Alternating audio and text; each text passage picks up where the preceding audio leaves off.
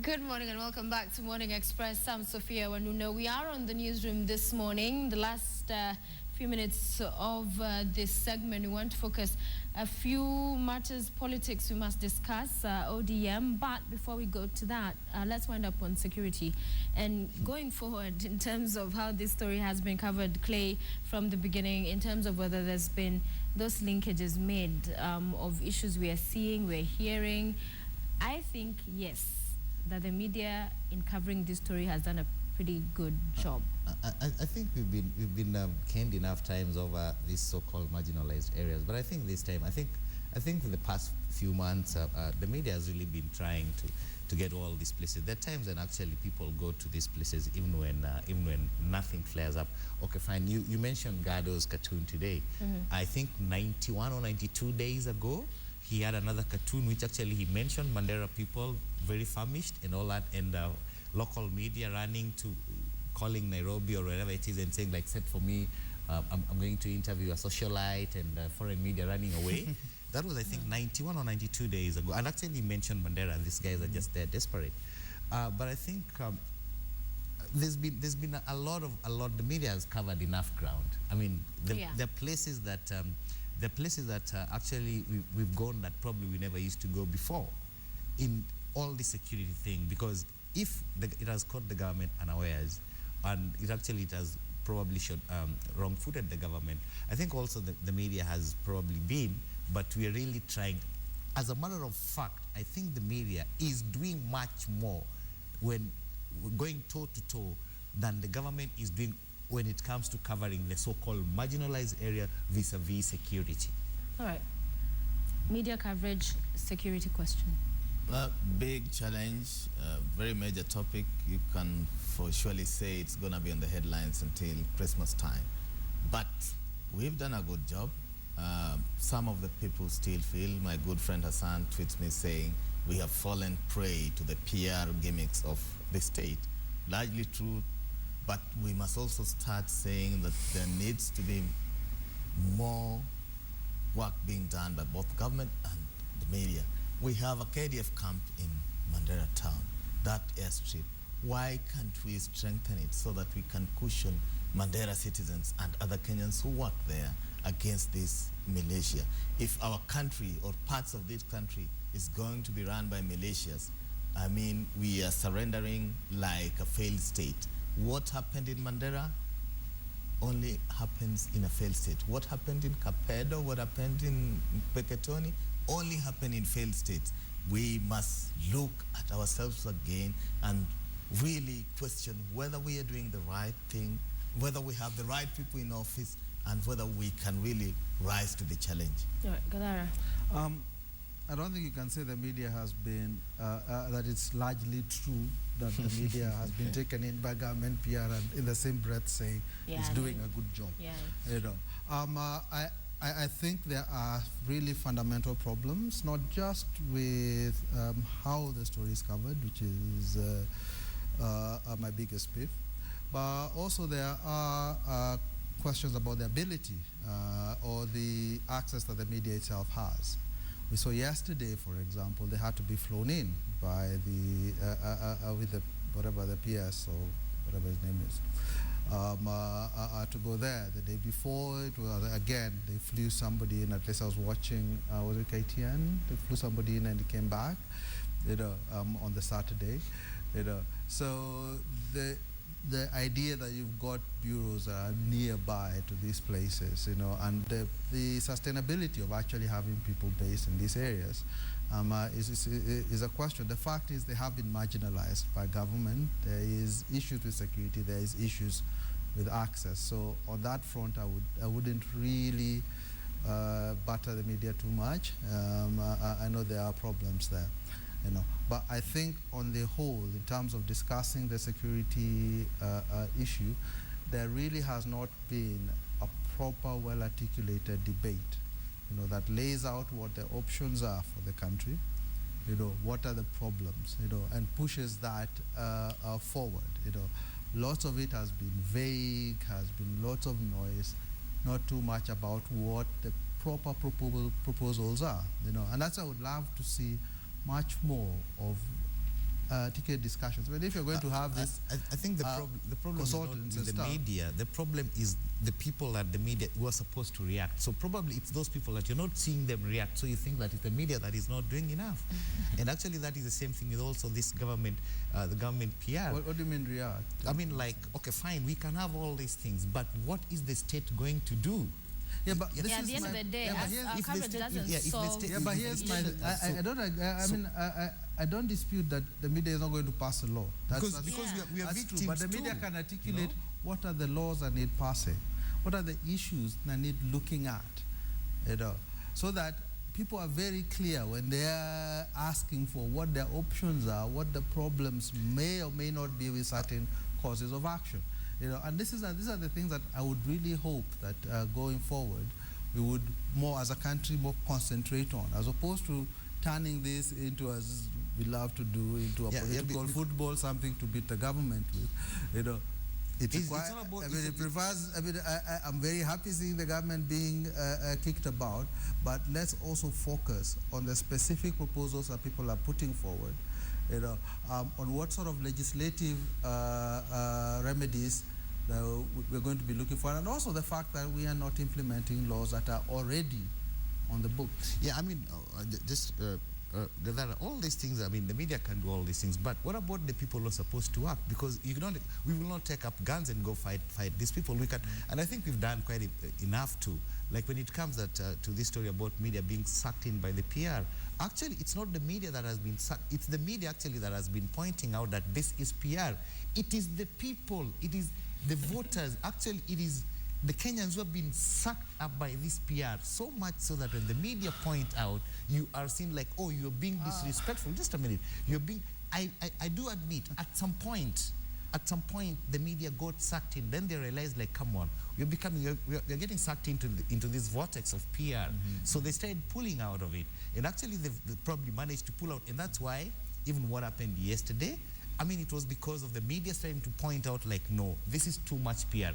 I remember there've been a number of TV stations who ran stories like governance by PR and stuff like that, something that could not have happened probably a year ago. But it became too much. It became too much.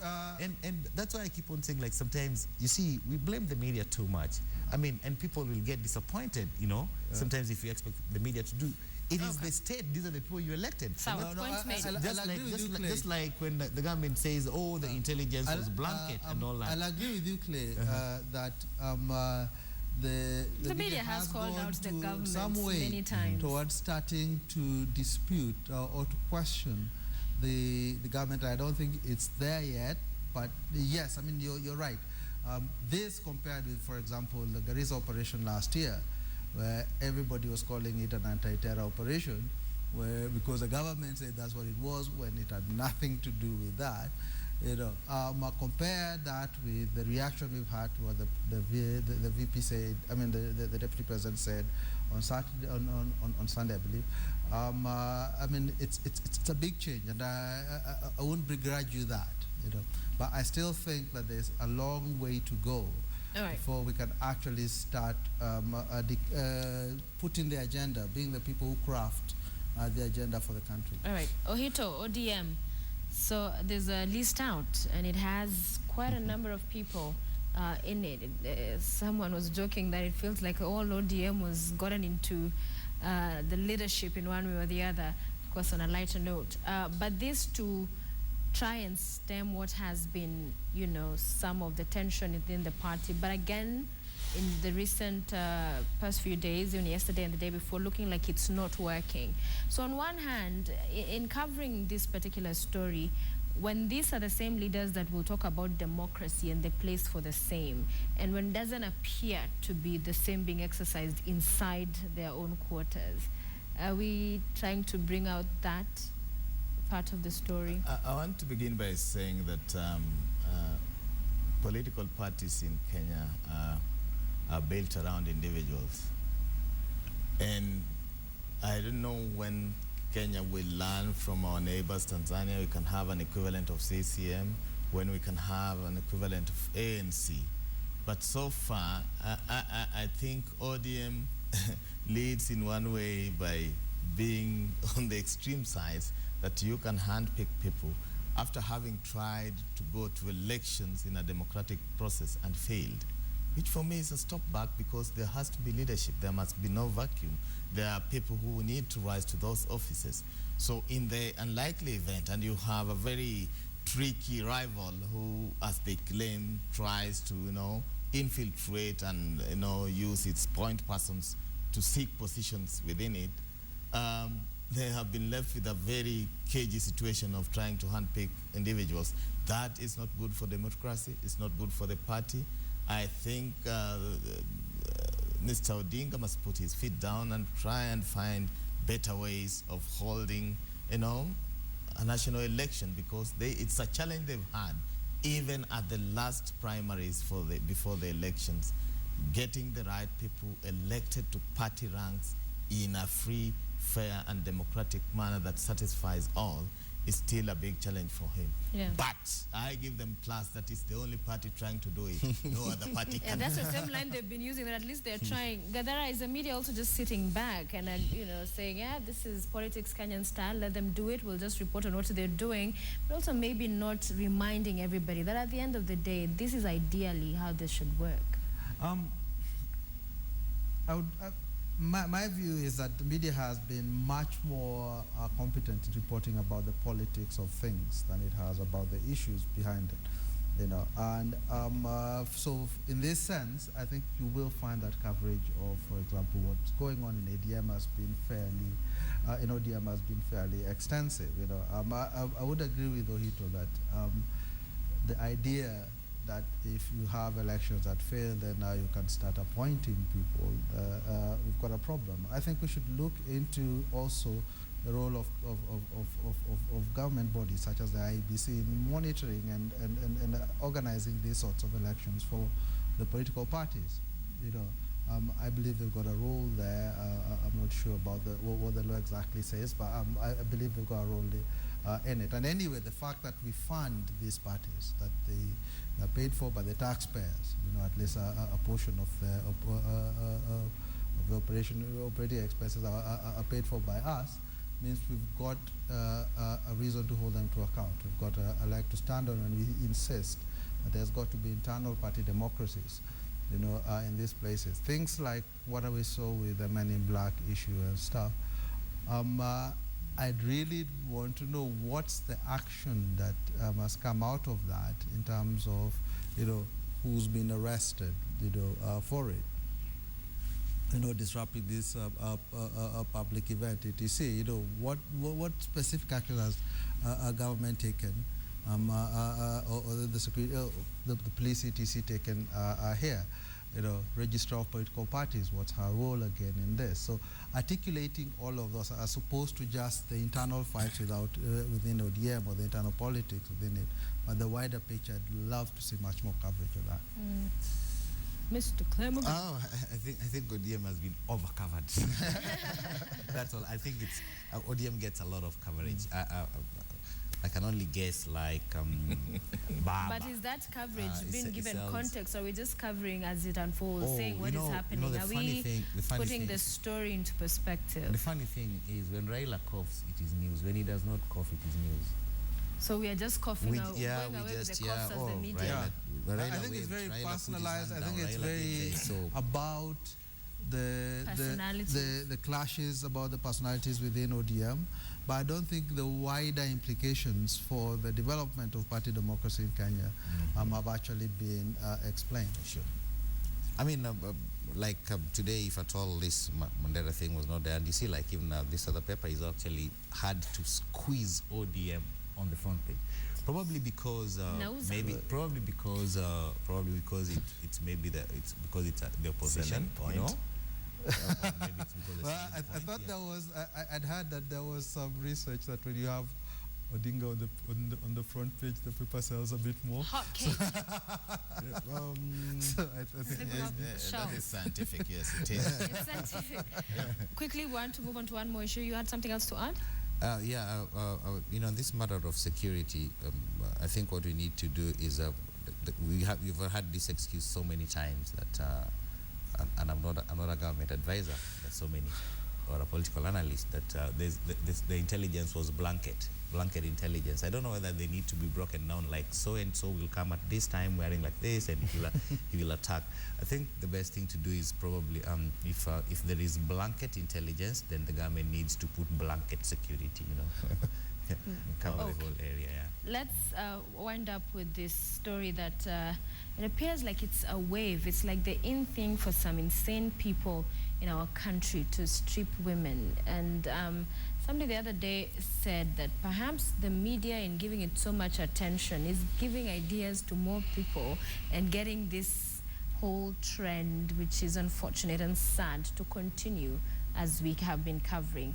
On the other hand, somebody argued, no, it's been happening. It's now that you're showing it that, yeah, those who didn't know about it now get to know about it. What are your thoughts? No, I think it definitely should be covered. Yeah. There is a context to it. As you mentioned, the violence against women has been a problem for a long time. It's been ignored for a long time. I don't think it should be covered just from the point of view of what's happening now, but also what are the remedies to it, and putting pressure on public officials to actually act. Guys are being caught on camera doing really vicious and awful things. Why they're not being arrested should be a question. And this is my thing again. We also need to unpack the logic behind what's happening. We've had now 2 cases where women have reported that they were propositioned before. Somebody made some sexual advance to them, they refused, and then the talk of stripping them, and I think it came up. We've got to unpack this. It is not about indecent dressing. It's simply an exercise in power and an entitlement to women's bodies. That's what people think. A man thinks a woman should not be able to say no to me, and if she does, then there should be consequences. All right. On the other hand, there are those who argue that the media in covering this story, for example, when there were protests, My Dress, My Choice, focused on the miniskirts that some of the women wore. So the discussion was completely lost in terms of what Gadara is saying, and it became about how short is my miniskirt to how short is my dress or whatever. My personal take this is an act which must be condemned in the strongest terms possible. I am a son of a woman. I'm married to a beautiful lady. I'm a father of daughters, and there's no amount of terrorism that you can send towards a lady other than stripping her in public. It must be condemned. It has attracted a lot of local and international attention, but it's a bigger security problem. Which city, which part of the world would want to strip people in broad daylight? So it's not only security in Mandera, but it's telling you we have challenges even in smaller places which are considered fairly safe. So it is a social, political, economic problem that we must address as a country. The media is just a mirror of what happens in the society. So when we mirror these wrong things, I think we need to be given credit. May I very quickly just agree with something that you said? The stripping of women has to be also seen in the context of the wider security debate. That it is a failure in security when people can't walk in the streets, can't ride a matatu and be safe. So it was raised in Parliament yesterday, but it seemed mostly to be raised by the female MPs. It would be great if to have more men as well, more men in places like Parliament were standing up and insisting that this is part of the security failure and needs to be dealt with. All right, finally, I just praying that you don't get me started on this, because you have a minute to because first of all, one more thing is I have to point out is that our coverage of the stripping, it was very bad. The stripping is bad, is indecent. I mean, it's not a good thing to do to anybody. The media covered this thing with their hearts and not their heads. We went all out and covered the dresses, not the bodies. We never talked about the bodies which were violated. We were talking as if it's the dresses which were violated. That same week, and I was waiting to hear that here, I've not heard it. That same weekend, scores of women in Baringo County were actually going through the most painful act ever. FGM, which has been outlawed. Nobody talked about it. The Standard on Sunday, I went out of my way. I killed some pages in the magazine to carry those pictures. I thought this was going to be a debate. Nobody talked about it. 4 days later, the government bought space and talked about the ad. I talked about FGM and mentioned actually the story that we carried. And what is happening is that this is FGM season. It is so bad that actually people who live in other countries where this thing is outlawed, they bring their daughters to Kenya to have this thing done because here nobody cares about it. We don't talk about it. We are busy running around talking about our clothes. And that is what gets me so mad. It gets me so worked up. Right now, as we sit here, 16 days of activism against gender violence started yesterday. We are not mentioning it. Yesterday was actually the day for elimination of all forms of violence against women. We have not talked about it. It's only that I and some ladies in the newsroom, we actually said that, and we are running a page every day in the Standard. The major so-called major papers never had it yesterday. What actually gets me started is that we had a very good opportunity to talk about all these things about violation of women's rights and bodies and all that.